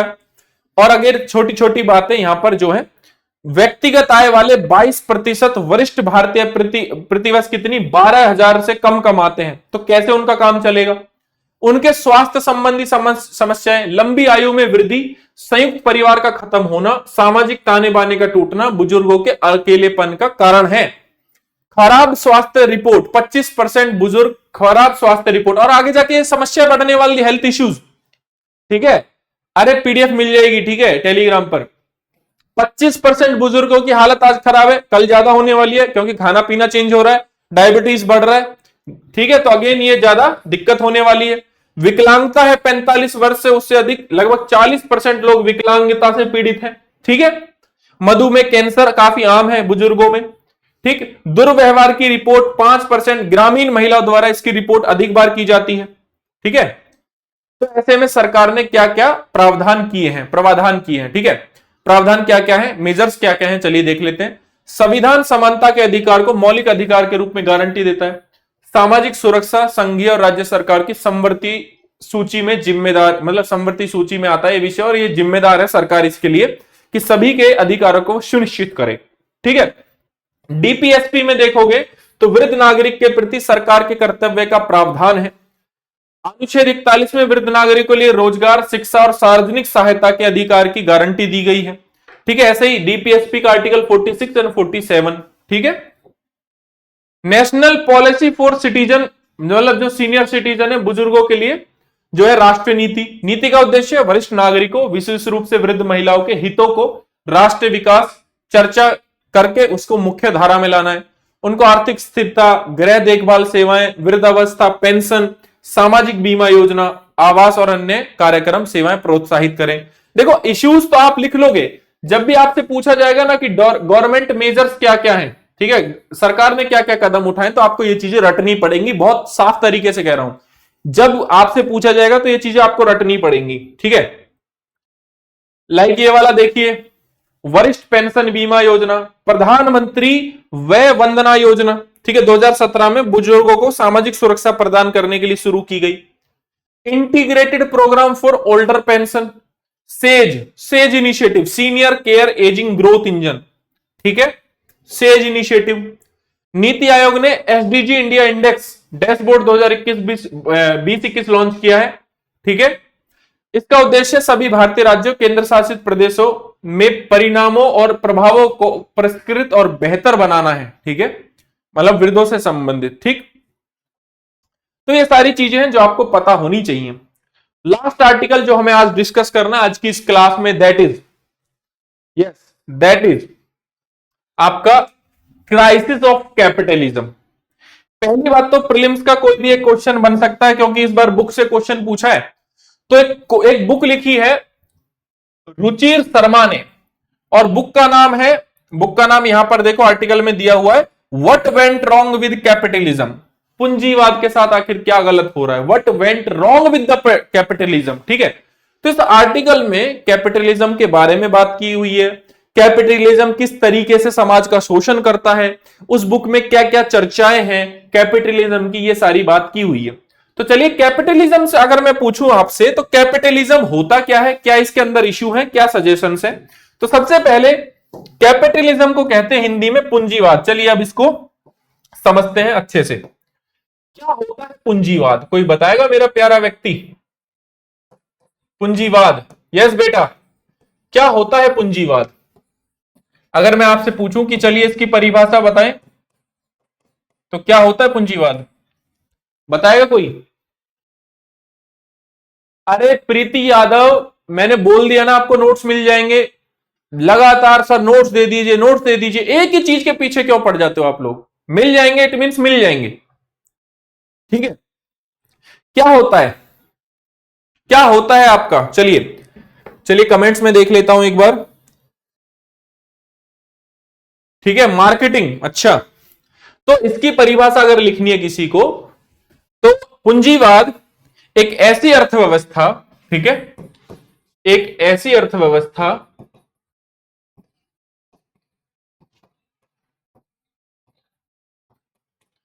जिसके अंतर्गत जिसके अंतर्गत व्यवसायों का संचालन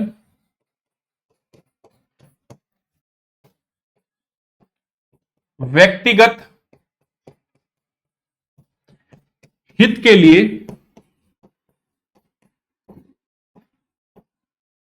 किया जाता है एवं एवं इसके अंतर्गत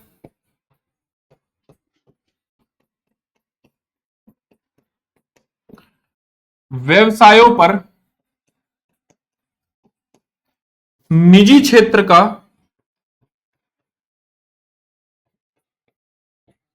नियंत्रण होता है,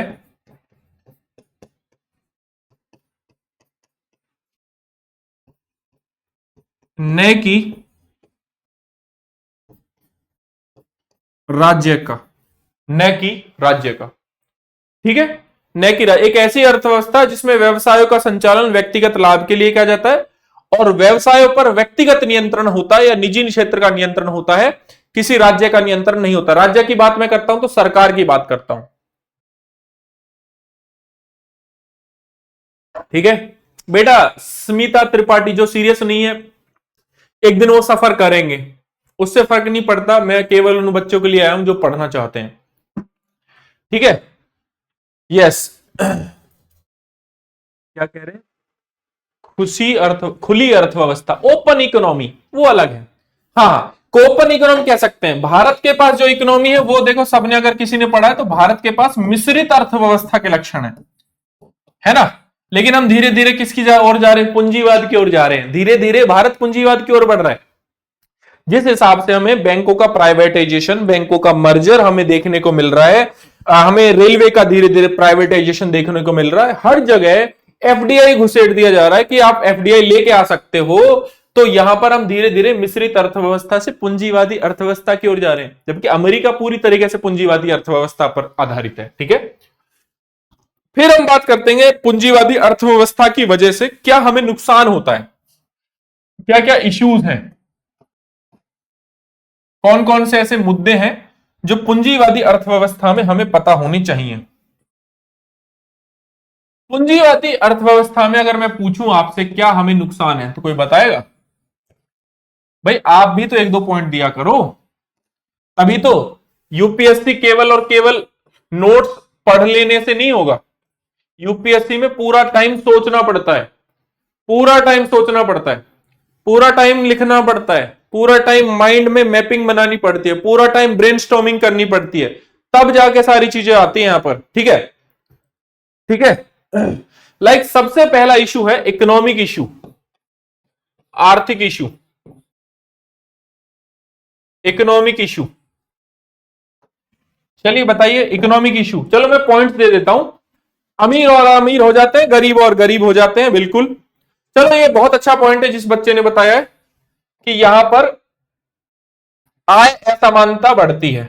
ठीक है, ऐसा लिख लो इसको अच्छे से, आय असमानता यहां पर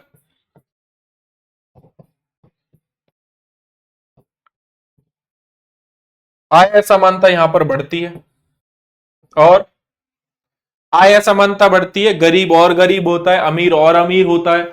ऑक्सफैम की रिपोर्ट है हमारे पास, भारत में कोविड 19 के बाद नंबर ऑफ बिलियनियर बढ़े हैं, नंबर ऑफ बिलियनियर भारत में बढ़े हैं।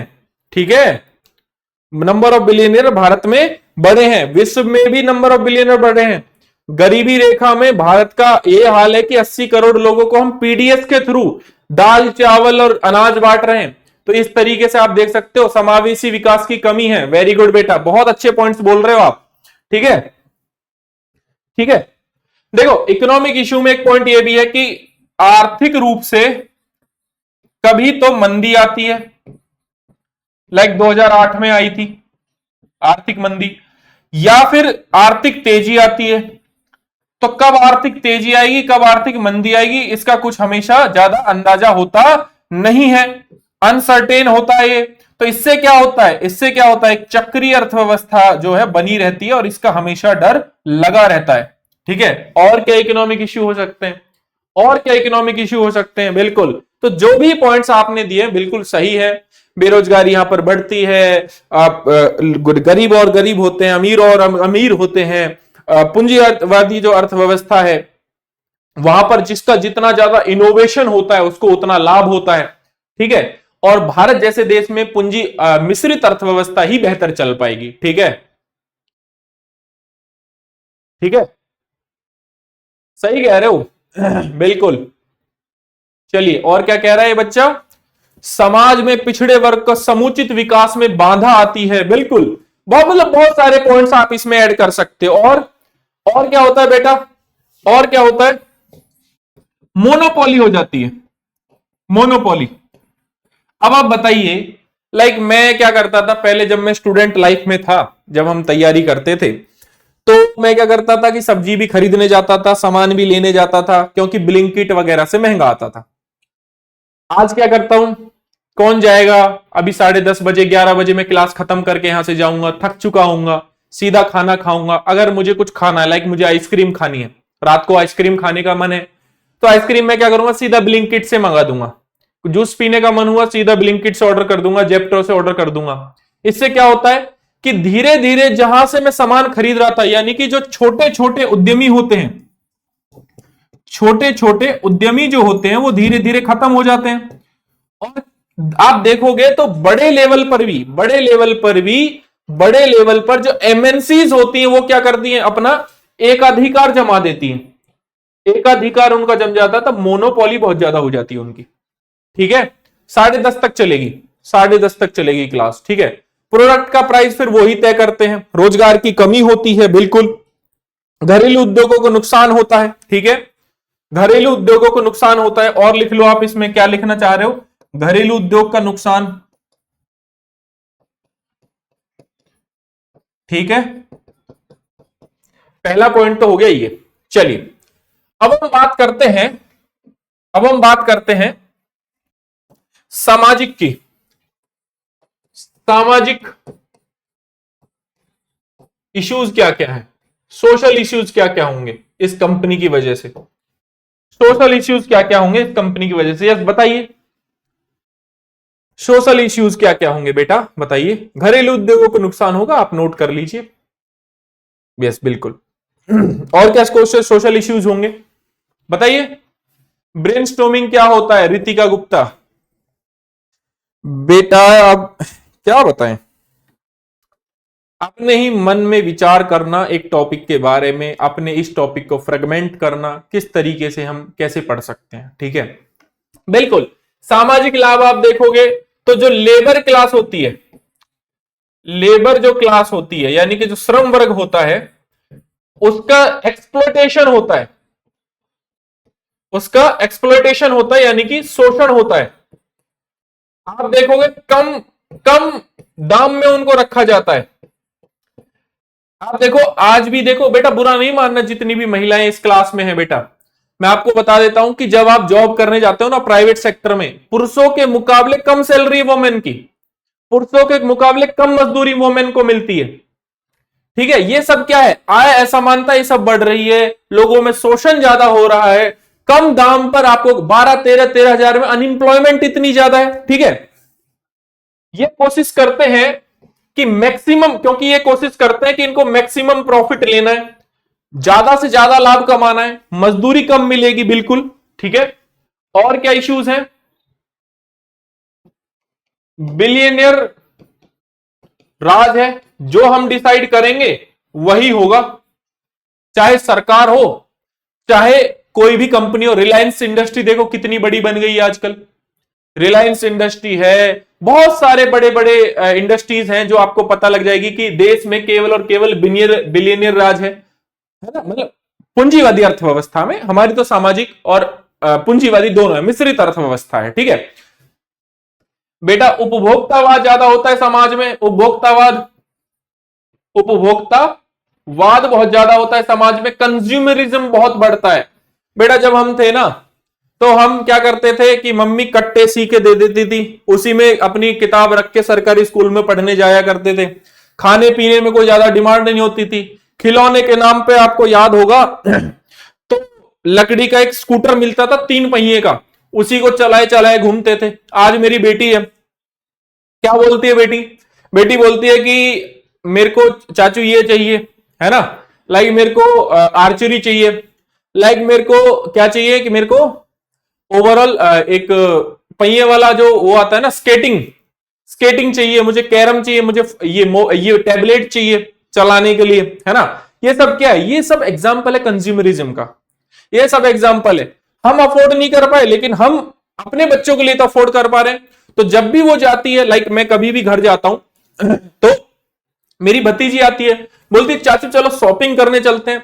अब चाचू जब शॉपिंग करने लेके जाते हैं उनको, तो बेटा क्या करता है, सबसे पहले एक टोकरी निकालेगा, उसको पता है रिमोट कार हमें मिलती थी, तो बेटा क्या करेगा, टोकरी निकालेगा और उसमें क्या प्राइस है वो सब देखो आप, उसमें टोकरी में सामान भरती है और सामान भरने के बाद जो बिल काउंटर है वहां पर आ जाती है। तो मैं कह रहा, एक दिन मैंने उससे कहा कि बेटा पैसे नहीं है, तो कोई बात नहीं चाचू क्रेडिट कार्ड से दे दो, बाद में भर देना। अब हमें उस वक्त क्रेडिट कार्ड के बारे में भी नहीं पता था, हमें तो रेसिंग कार और रोबोट वाली कार जो है ना जिसमें तार जुड़ा होता था उसके साथ हम भी चलते थे, चप्पल काट के पहिया बना देते थे और फिर ट्रैक्टर बना के घूमते थे उससे, तो वो वाला हमारे पास नहीं थे अवेलेबल। अब लोगों के पास है ना। हमारे पास साइकिल आई थी 7वीं 8वीं क्लास में, इनके पास साइकिल ही पहले आ गई। पहले तो साइकिल मिल जाती थी तो क्या रुतबा होता था लड़कों में, ग्रुप में, यस होता था नहीं होता था। अरे 24 इंच की साइकिल मिली है ना, रेंजर साइकिल मिली है, गियर वाली साइकिल मिली, अलग ही रुतबा होता था, चमका के रखते थे उसको पहले। लेकिन अब बच्चे हैं, अभी तो उसका मान लो 5वां बर्थडे है, तो 5वें बर्थडे में तो उसके लिए फिर साइकिल आ गई बढ़िया वाली, ठीक है। मिट्टी के खिलौना मिलते थे, उपभोक्तावाद। तो उपभोक्तावाद को बच्चे वर्सेस हमारा समय, ठीक है, हमारा समय। तो मुझे लग रहा है 12वीं क्लास आने तक उसके पास मैकबुक वगैरह और आईपैड वगैरह और आईफोन वगैरह सब होंगे, एडवांस हो गए ना बच्चे। लेकिन कोशिश करेंगे कि हम कॉलेज में ही उसको ये सब दिलाया जाए, ठीक है। कॉलेज में मैं, आप यकीन नहीं करोगे, कॉलेज में मुझे पहली बार एंड्रॉयड फोन मिला था, ठीक है, और माइक्रोमैक्स का मिला था। माइक्रोमैक्स चलता था ना पहले, याद है नहीं है, अब तो खैर नहीं आता है। माइक्रोमैक्स का फोन मिला था मुझे पहली बार जब मैं वहां गया, अपने कॉलेज गया था पहली बार, माइक्रोमैक्स का एंड्रॉयड, अलग ही मजा आ गया था, ठीक है। अच्छा क्या पर्यावरणीय इन्वायरमेंट कंसर्न क्या है? ठीक है, इन्वायरमेंट कंसर्न क्या है, क्या इन्वायरमेंट में क्या क्या इश्यूज करते हैं ये लोग? ठीक है, इन्वायरमेंट में क्या है कि ये क्या करते हैं, प्राकृतिक संसाधनों का दोहन करते हैं।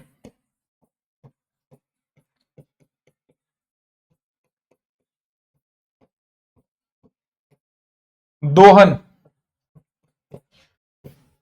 प्रदूषण उनमें से एक, भाई आपकी फैक्ट्रियां चल रही हैं, बाहर प्रदूषण कुछ भी हो हमें कुछ भी नहीं है, ठीक है, हमें इससे कोई लेना देना नहीं है। ओवरऑल इससे होता क्या है, इन्वायरमेंट जो है, पर्यावरण डिग्रेड होता है।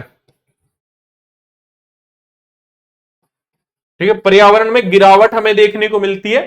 ठीक है, ये सारी चीजें होती हैं। और इसके अलावा हम इतना ज्यादा दोहन कर देते हैं, या विद्रोहन कह लो इसको, इतना ज्यादा विद्रोहन करते हैं संसाधनों का कि जो सतत विकास का कॉन्सेप्ट है ना, सस्टेनेबल डेवलपमेंट का, सतत विकास वो नहीं हो पाता। क्योंकि प्रकृति में अगर कुछ खत्म होता है तो उसको जनरेट करने के लिए भी तो एक समय चाहिए होता है ना, तो वो जो समय नहीं मिलता, जैव विविधता को नुकसान होता है। बहुत सारे प्रोजेक्ट हैं, लाइक अभी एक एग्जांपल ले लो कि हमें गवर्नमेंट ऑफ इंडिया ने ग्रेट निकोबार प्रोजेक्ट बोला है। यस बेटा, याद है किसी को? ग्रेट निकोबार प्रोजेक्ट बोला है कि हम वहां पर डेवलप करेंगे, 10 लाख पेड़ काटे जाएंगे उसमें। सभी उसका अपोज कर रहे हैं, लक्षद्वीप जो, sorry not Lakshadweep, great Nicobar को सभी अपोज कर रहे हैं कि नहीं कर रहे हैं? यस, यस और नो। ठीक है, तो इस टाइप के एग्जाम्पल आप देंगे तो काफी अच्छे से आपको नंबर मिलेंगे। तो पारिस्थितिकी असंतुलन, टिकाऊ विकास, ये सब नहीं हो पाता है। इसके अलावा इसके अलावा क्या क्या सजेशंस हैं, क्या करना चाहिए, क्या करना चाहिए ऐसे में हमें क्या करना चाहिए? देखो, भारत में तो मिश्रित अर्थव्यवस्था है, तो सरकार क्या करती है, थोड़ा कंट्रोल इनको भी करती है, और समाज में सुरक्षा के बहुत सारे नियम, सुरक्षा की बहुत सारी स्कीम्स चला के आती है, सबका ख्याल उसे रखना पड़ता है। अपोजिशन होता है तो बड़ी समस्या होती है। ठीक है, लेकिन धीरे धीरे भारत, अगर आपसे कोई पूछे कि क्या भारत पूंजीवादी अर्थव्यवस्था की ओर बढ़ता जा रहा है, आप लिख पाओगे इस पे 150 वर्ड? यस और नो? यस, यस और नो। अगर आपसे पूछें कि क्या भारत पूंजीवादी अर्थव्यवस्था की ओर बढ़ता जा रहा है, तो आप लिख पाओगे 150 वर्ड से या नहीं? यस और नो? क्या करना चाहिए भाई? अर्थव्यवस्था का विविधीकरण करो, अर्थव्यवस्था को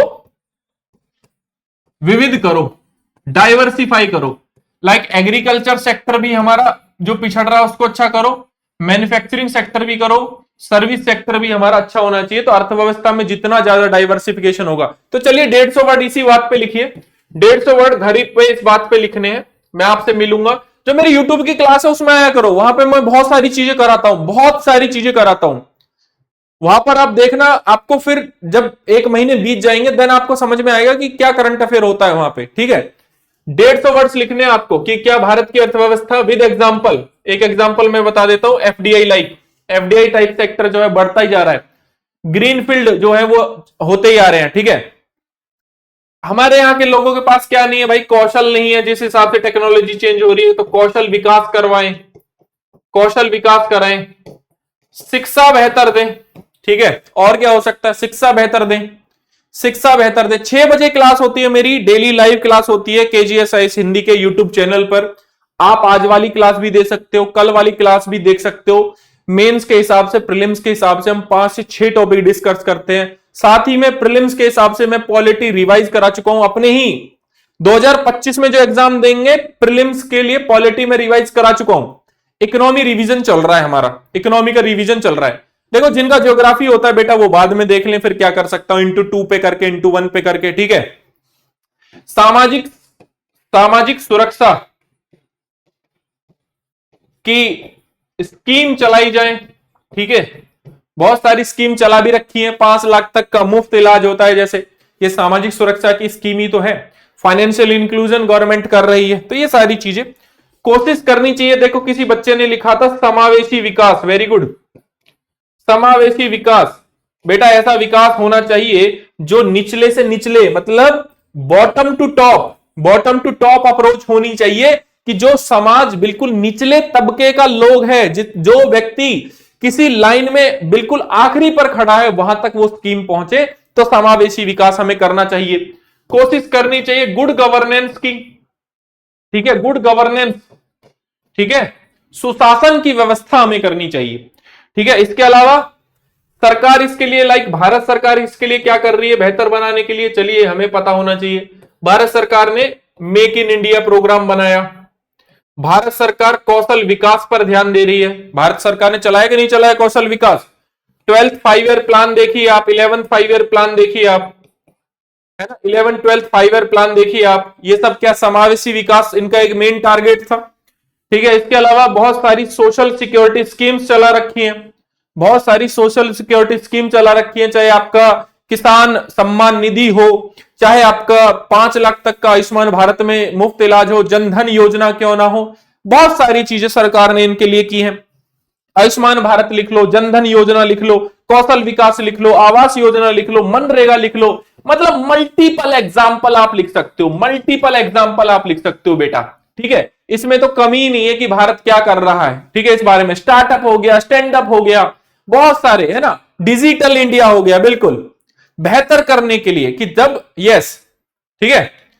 तो अगेन एग्रीकल्चर को भी बेहतर कर रहे हैं, ठीक है। तो ये सारी चीजें हैं जो आपको पता होनी चाहिए, ठीक है। तो 150 वर्ड आप पे लिख पाओगे ना इस पे कि भारत, क्या आपको ऐसा लगता है कि भारत मिश्रित अर्थव्यवस्था से धीरे धीरे स्नेह धीरे धीरे पूंजीवादी अर्थव्यवस्था की ओर बढ़ रहा है, ठीक है। ये क्वेश्चन आप लिखोगे एंड देन आप मुझे बताओगे नेक्स्ट क्लास में लिखा के नहीं लिखा, लिखा के नहीं लिखा। UPI is the best example of financial inclusion. Yes बेटा बादल, यू आर राइट। और पढ़ाइए सर, ऑफ कोर्स बेटा पढ़ाता, लेकिन अब टॉपिक नहीं है। चलिए, उज्ज्वला योजना, उजाला योजना, बहुत सारी चीजें हैं जो आप लिख सकते हो, जो कि समाज को बेहतर बनाने के लिए सरकार कर रही है। कैपिटल हमारे यहां मिश्रित अर्थव्यवस्था है। जब आप अपोजिशन करोगे कि नहीं हमारी जो, अब इसमें दो चीजें लिखोगे ना, नहीं हमारी अर्थव्यवस्था पूंजीवाद की ओर नहीं बढ़ रही, तब सरकार की ये चीजें लिखना कि हमारी जो अर्थव्यवस्था है, एज द कंक्लूजन में यही लिखना है कि आज भी हमारी अर्थव्यवस्था का झुकाव मिश्रित अर्थव्यवस्था की ओर है, जहां पर सामाजिक के साथ साथ पूंजीवादी अर्थव्यवस्था दोनों के रूप हमें देखने को मिलते हैं, जो कि आर्थिक व्यवस्था एवं सामाजिक व्यवस्था दोनों पर ध्यान केंद्रित करते हैं, ठीक है। ये सब लिखना है, कंक्लूजन आप इस तरीके का कर सकते हो, ठीक है। चलिए, good night to all of you, thank you so much, जय हिंद। मिलते हैं हम नेक्स्ट क्लास में अगेन अगले थर्सडे को, ठीक है, विद न्यू टॉपिक। और 6 बजे वाली मेरी करंट अफेयर की क्लास में आना ना भूलिएगा, ठीक है। कल मिलते हैं 6 बजे लाइव। चलिए, जय हिंद।